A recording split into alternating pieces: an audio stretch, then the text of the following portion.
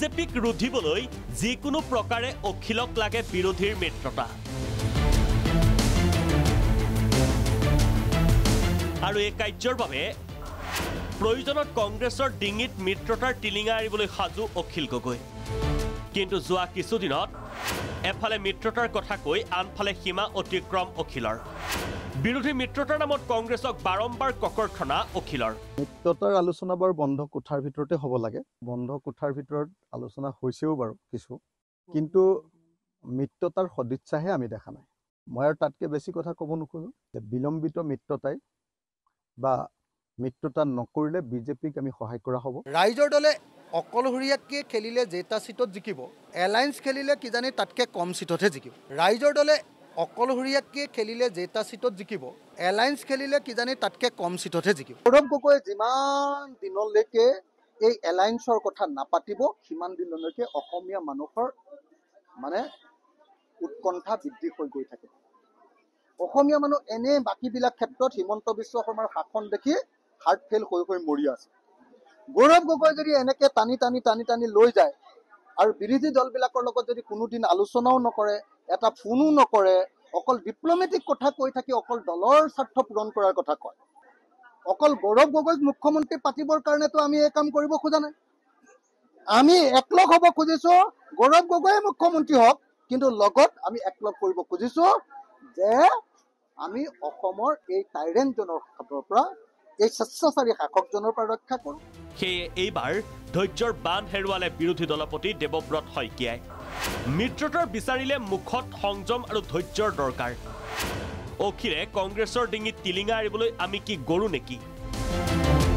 অখিল গগৈ শেহতীয়াকৈ এইদৰে উভতি ধৰিলে বিৰোধী দলপতি দেৱব্ৰত শইকীয়াই মিত্ৰতাৰ টিলিঙাটো কংগ্ৰেছৰ ডিঙিত আৰি দিম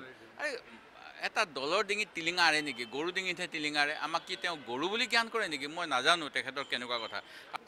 মানে এইটোতো চক টিলিঙা কাৰ ডিঙিত আৰে হয় মেকুৰী ডিঙিত নহয় কুকুৰৰ ডিঙিত নহয় কুকুৰৰ ডিঙিত টিলিঙা শুনা নাই গৰুৰ ডিঙিত শুনিছোঁ এতিয়া অখিল গগৈ এনেকুৱা অশোভনীয় কথা যদি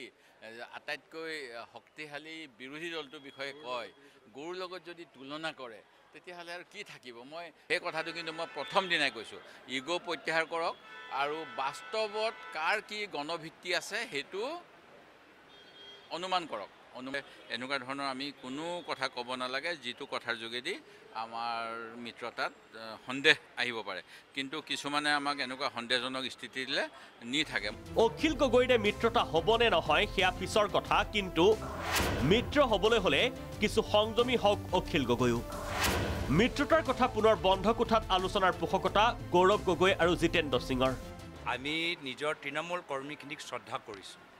আৰু সেই কাৰণে অহা কাইলৈ তৃণমূল কৰ্মীখিনি দূৰ দূৰণিৰ পৰা আনি আমাৰ দলৰ নেতৃত্বৰ লগত আমি তেওঁলোকক বৈঠক কৰাইছোঁ নিশ্চয় আমাৰ তৃণমূল কৰ্মীখিনিও বিভিন্ন কথাৰ ওপৰত আমাৰ দলৰ নেতৃত্বক অৱগত কৰাব যে কংগ্ৰেছত ভৱিষ্যত কি ৰণকৌশল ল'বলৈ